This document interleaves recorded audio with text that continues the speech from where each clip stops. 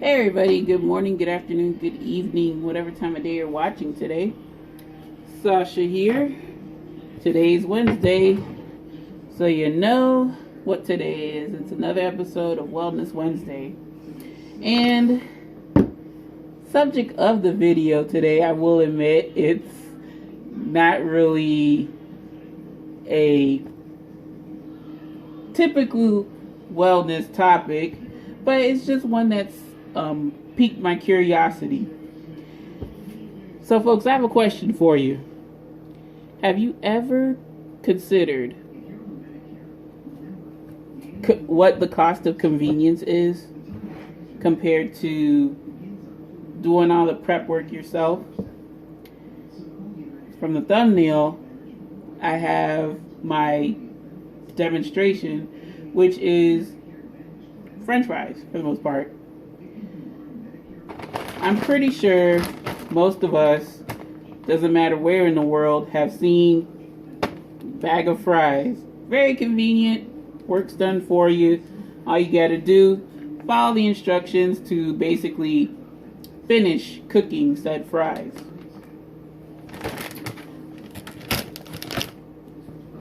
Then I have some spuds from my local grocer. Nothing fancy about them. Look pretty beat up, but still will lead you to some awesome fries should you go this route. Now folks, what is the trick to how a lot of these companies, it doesn't have to be Lamb Weston, it could be Ore-Ida, it could be your local grocer's store brand. How do they get these fries pretty much ready to heat and eat? Well, there's got to be some other backdoor science going on when it comes to concocting these, because French fries are basically just cut up potatoes, you fry it in oil, right? This is one of my favorite brands of frozen potatoes that I, would just haphazardly grab, not even think about before seeing the light of doing the prep work yourself. This cost about $3 and I want to say 49 cents at my local grocer. And that's not too bad, right? For 1 3/4 of a pound of fries. But to get a bag of potatoes, this is a 5-pound bag of potatoes, ladies and gents, and I only paid I believe it was $2.99. I got it on sale. But I have consistently found 10-pound bags of potatoes for $3. So already, you're paying for, when you get a simple bag of fries, you're paying for a machine, or whoever, it's usually a machine with mass production. You're paying for the convenience of not having to shape these vegetables into the, fry of your choice, be it curly fry, be it crinkle cut, whatever, you name it. But not only that, y'all, since I picked it up today, usually, the best buy date, right, is June 3rd of 2021, which is quite a while if you ask me.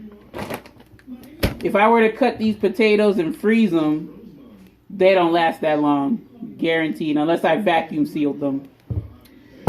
So what's going on with these potatoes or these French fries that enable them to stay in the freezer so long and still be good from day one of purchase all the way up until expiration date, you may ask?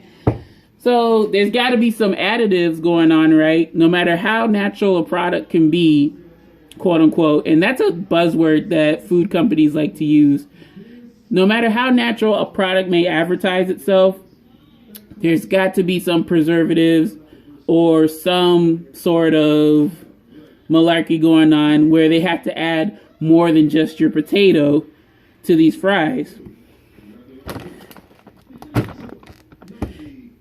Of course, that's not just potato.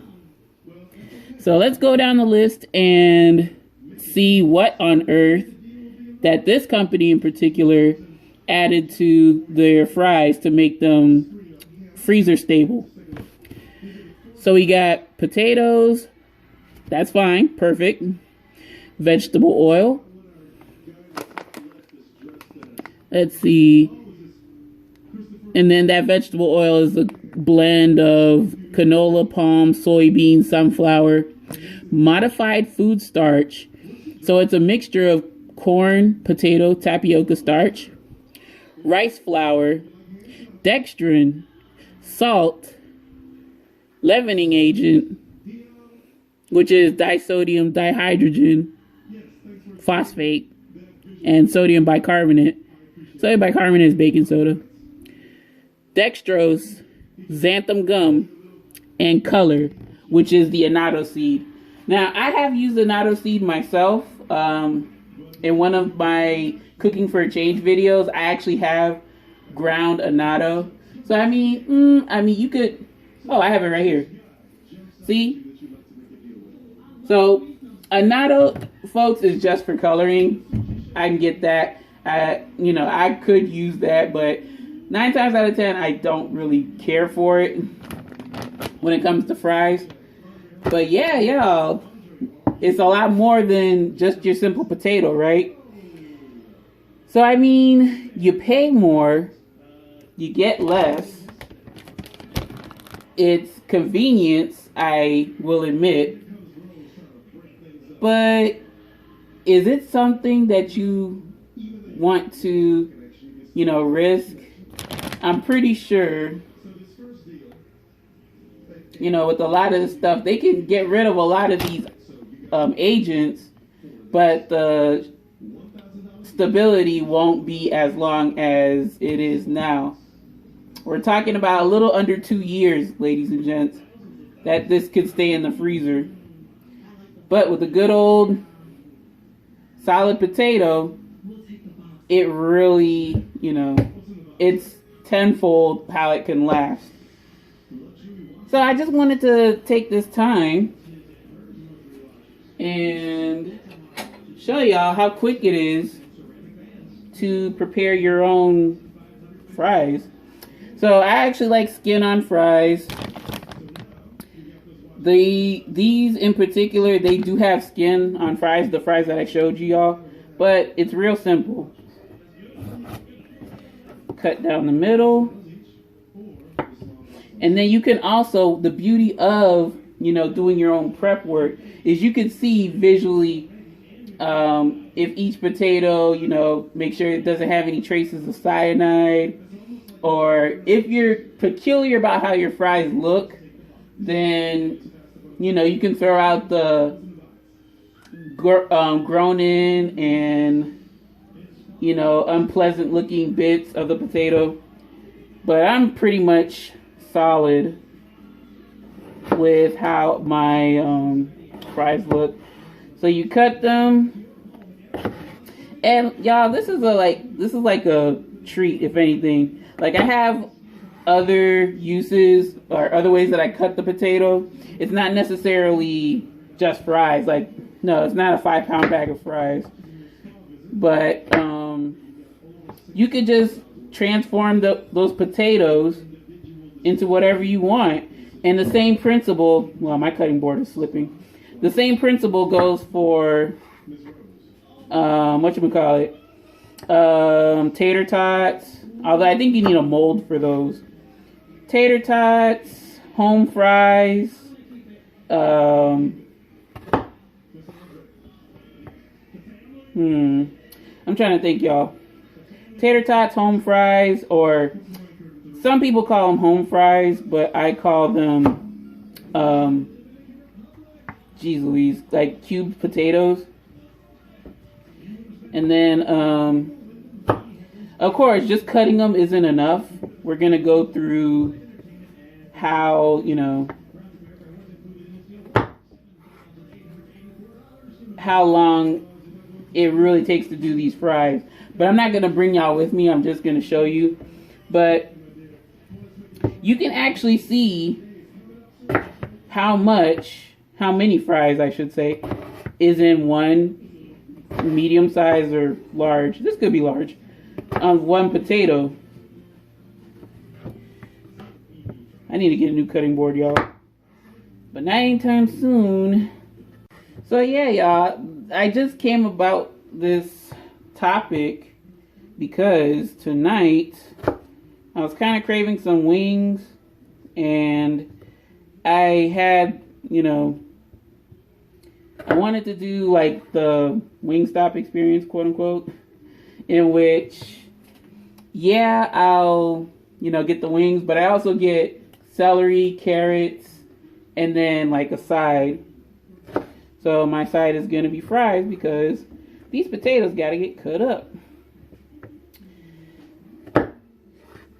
Okay.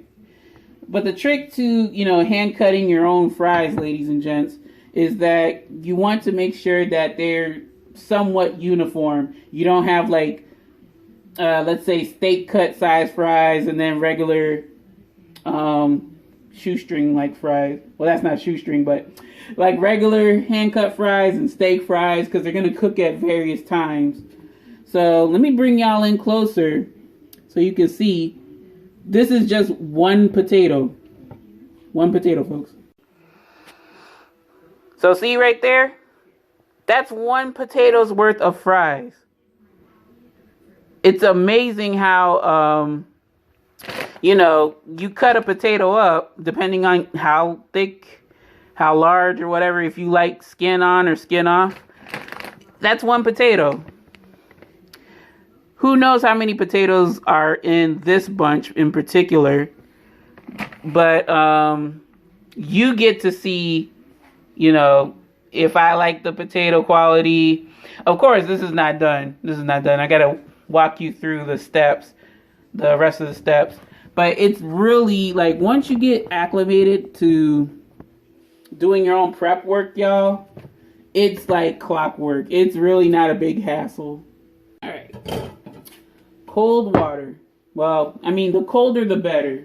So let me go get some ice. Really cold water. The colder the water, the better to draw out excess starch. Okay. Also, you can leave it in for as long as, shoot, y'all. I would say a minimum of an hour to like a maximum of, you can leave it overnight or like 8 hours. The thing is, you want to draw out the excess starch so that when you cook your fries or cook your actual cut up potato, you get a desirable, typical French fry crunch that you're used to. So you can also, like, what I do sometimes is I let them sit in this water. Whenever the ice cubes melt, I flush out that water and replenish it, new ice cubes, so that they're constantly being shocked in cold water. So, yeah, we could fit a couple more potatoes worth. And, yeah, folks, I would definitely suggest, just try it out. Just get a couple of russet or Yukon Gold, I've seen people do. Red potatoes, I mean, it's not really ideal, but basically your baking potato. Okay. Get a baking potato or two. Try it out. That's small scale. You don't have to get like the 5-pound bag of potatoes like I got. Try it out. Like I said, if you don't like skin, you would use a vegetable peeler. And again, if you like organic, it would be a much more costly, or not costly, excuse me, a much more conscious way to enjoy your organic produce and not have to worry about, companies like not Lamb & Weston in particular, but, you know, companies that do offer organic, like Alexia. Alexia is a company that comes off the top of my head, that they offer the organic versions of their frozen potato products or frozen produce in general. You want to, you know, if you don't like skin on, it's going to take a little longer, but it's not too big a deal. Just peel it, and then you would do the same thing. Cut down the middle. And then, you know, you take one, leave it. And then make sure, folks, that you have a good chef's knife. Or a good knife, period. But really, a chef's knife does the trick. And I've seen those apparatuses where you cut off the ends and you can just like combine two portions of the device and it cuts the fries like that. Hey, if you want to do that, by all means, go for it. It's very quick and painless way to get your fries cut out at a uniform size. I do it hand cut because that's what I'm used to. I just dump them in. But uniformity is key, y'all. And make sure you don't have a board like mine that slips and slides. I've gotten kind of used to it, but it's not really advised to work with such a cooking tool. That's good. But yeah, I tend to like, you know, skin on. No, it's pretty uniform. And then you can also do, I've done potato wedges, which are much easier to, you know, handle than regular traditional fries. Potato wedges, you just half, quarter, like that. And then you can bake them in the oven. That's what I do. But yeah, y'all, I mean, Wellness Wednesday can mean from the body, but it also can mean from a financial point of view too. So if you're particular, see, this is what I mean. Like with some potatoes, uniformity is not going to happen. So you see how like the base is like really wide and then up on top it's really narrow. So you just try to fix the little boo-boo like that. But they're your fries. You do what you want to. Now, a thing that I'm going to try with these particular fries, ladies and gents, is I'm actually going to add, well, not with these fries that I'm cutting up right now in front of you, but for the rest of the bag, I'm going to add a splash or two of vinegar. And the reason being is that potatoes have this reaction with oxygen that makes them turn black. They're fine to eat, but they don't look nice. I mean, to pretty much a lot of people. So I'm going to try to, not with this batch, but with the next batch that I cut, is that I want to try to use like vinegar, or I hear lemon juice, something acidic to offset the potatoes reacting to oxygen. Because yeah, when I first cut my potatoes, ladies and gents, after a while of being put in the freezer, they started to turn black, and I was like, is this good or bad? So I just Googled it really quick, and folks were saying, no, black is okay. It's just not going to look appetizing to many. So, yeah, when you know better, you do better. So, yeah. I mean, if you're going to cut a mass amount and, you know, save them in the freezer, get good quality freezer bags or a vacuum system. Vacuum system will be much more effective in terms of keeping your food for longer. But definitely try to, along with the cold water, try to put something that's gonna help deter that browning. And yeah, folks, what I like to do with the potatoes is I'm looking to see, like, when I cut each half into sections, when I cut the potato into half, I cut out like any green, because green indicates that there's small traces of cyanide. And I have seen, some frozen bag potatoes, they have a little outline of green. I mean, a little probably wouldn't hurt you, but still I would just advise to, like, cut that part off or don't eat that part. Just play it safe, y'all. So what I'll do, and of course y'all not going to see it, but I'll just explain myself. After it's been an hour of rinsing these potatoes, I will actually, not this heated water, but I will bring a pot of water to boil. So it's what is called parboiling. So we're getting the surface, we're getting the fry ready to be cooked. This is what bag companies do. They put their cut products in scalding hot water, and they probably, like, I'm just guessing on how, like, the conveyor belt works and the assembly line, quote unquote, works. But okay, potatoes, they get cut, right?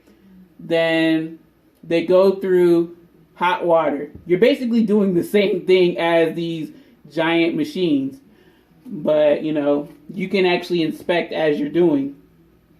They blanch the potatoes or parboil them, then they flash freeze them, and then get them placed into the typical packaging, ready to be shipped off. That's like my educated guess, but logically, that's how they assemble the products. So what I'm doing is I'm going to let the starch run off for an hour. Then I'm going to parboil my potatoes. And then I'm going to let them dry. You got to let them dry too. So I guess, like, mass production companies, mass potato producing companies like Ore-Ida and Lamb Weston, they will probably let their blanched fries sit for a little bit, then flash freeze them. What I'm just going to do is parboil them, dry them, then they go into the fryer.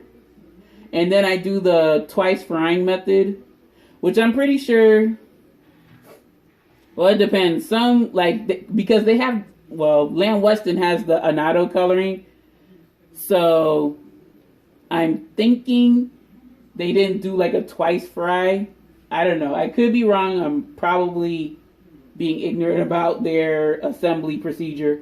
But what I do is I twice fry them, so that ensures that there's a crispy outside, chewy, and fluffy inside. But yeah, I mean, you could save so much money if you consider prep work. But if you're not that sort of person that doesn't really care for, being in the kitchen and saving some money doing prep work, hey, go for it. Get the bag fries, get the bag whatever. But it's just with all these health scares and recalls, you really, you can't go wrong with just the potato or the product. So you can see, and then if you want to get the organic, by all means go for it. That's even more, even more erring on the side of caution. So, hey, if you're into it, go for it. But if not, that's why these companies have all the frozen preservative. See, I cut this one too thin. They have all the preservative. It's probably got preservatives in it, while your food doesn't. But yeah, I mean, go for it. Who am I to judge, right? So yeah, this wasn't really a cooking segment. I could do a cooking segment, but I mean, there's plenty of videos out there. That's how I figured out how to get the right fry. And with these fries, when you freshly cut them, I've seen people do them in the oven. It's just that you're drowning them in oil to get that same crispy type of texture. But it's like you might as well fry them, because they're gonna come out soggy and nasty if you don't, get that temperature right. But yeah, y'all, tell me what you think. Pretty much the end of the episode. And see, like right here, I don't like it, off. Still a good fry. That's the beauty of looking at your, what you're cutting. Same thing. You can just peel and carve off whatever you want. And like I said, you can, I might just throw this one out. But you can be inspecting as you're prepping your food. That's why I'm like here for. Yeah, these this one is too thin. But yeah, like I paid the same price, probably less. No, it is less. Less for, shoot, y'all. Let me bring it back this way, and let me put this knife in the sink. Paying for half of what this bag cost. And of course, like, I can work much faster, but just talking it through with y'all, and doing this video, it took a little bit longer. But yeah, I have cut through 10-pound bags of potatoes, and like I said, not everything is for fries. Like with this bag, not everything is for fries. Like my mother and I did a seafood boil this past Sunday. Just yanked up 2 potatoes. That's the beauty of buying the sack of potatoes. If you want baked potatoes, you can just grab 2. But it's much more versatile than buying a bag of fries. Yeah, you get what I mean? So, and potatoes, they last quite a while. Like I bought this 2 weeks ago, or 2.5 weeks ago. They are a pretty sturdy root vegetable. So what's going on if you see, like, of course, potatoes sprout. So you just cut off the sprout. It's that simple. The potato is still good, y'all. But yeah, the Pohtahtoh are all potatoes or potato products created equally. I think not. I think you should just keep it simple, sweetie, and just learn to take matters into your own hands when it comes to enjoying some of your favorite food. I mean, the thing is, we gotta stop using like box and can and jarred, because there's so much salt and gunk that's keeping the product shelf stable. And like, until we get to a point where we're preservative free, ladies and gents, yeah, like I'm still gonna keep on this trend of learning how to prep stuff on my own and you know, in a sense, make my own, like, ready to eat stuff or meal prep stuff, you know, not going to a boxed item, not be so quick to go to a boxed item. So folks, that's going to do it for this episode of Wellness Wednesday. Any questions, comments, suggestions, or small talk, don't be a stranger. Leave it in the comment section below, and you all are welcome, greatly appreciated. Tell me in the comment section below, are you one to experiment in the kitchen? Would you try to, say, make your own fries? I know it's not convenient for the most part, especially if you're doing this all in the same day. You're trying to eat said product in the same day. It's not convenient, but I think I feel more accomplished when I can churn out a pretty tasty product and not have to spend so much money in terms of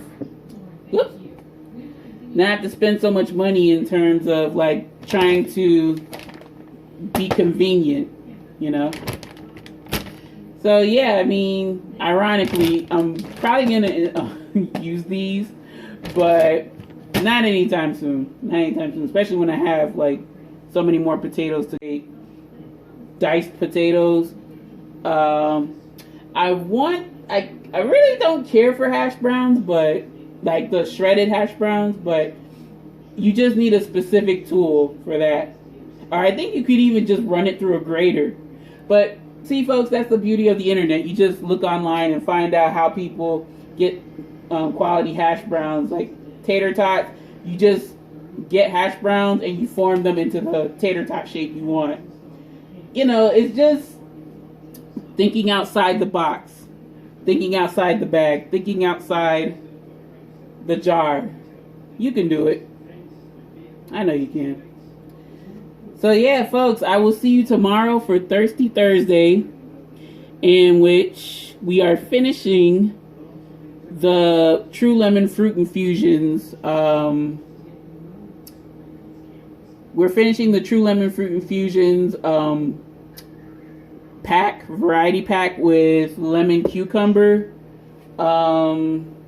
No Fridays from Florida. Sorry, folks. I just don't know what I would want to do. So no Fridays from Florida. Maybe I'll come up with something next week. But yeah, y'all, thank you for watching. Really appreciate it. Can't thank you enough. Hope you enjoyed watching as much as I enjoyed making this episode. It was just, I don't know. It's been mulling my thoughts, you know, to do something like this. And let me tell you, like, potatoes is a bare bones concept. Like, I've done other box products, like the Jimmy Dean breakfast bowls. You can meal prep that. Take, you know, no preservative containing ingredients. You gotta mass cook it, and then you have these containers that would act as the, you know, product, like the stand-in product. So you know how those breakfast bowls, if you've seen what I'm talking about, if not, then just Google it really quick. But like, same space in your freezer, maybe a little more with the meal prep containers. But yeah, meal prepping is a pretty useful skill to take up. Not only for your health, but for your wallet. Alrighty, folks. So that's going to do it for me.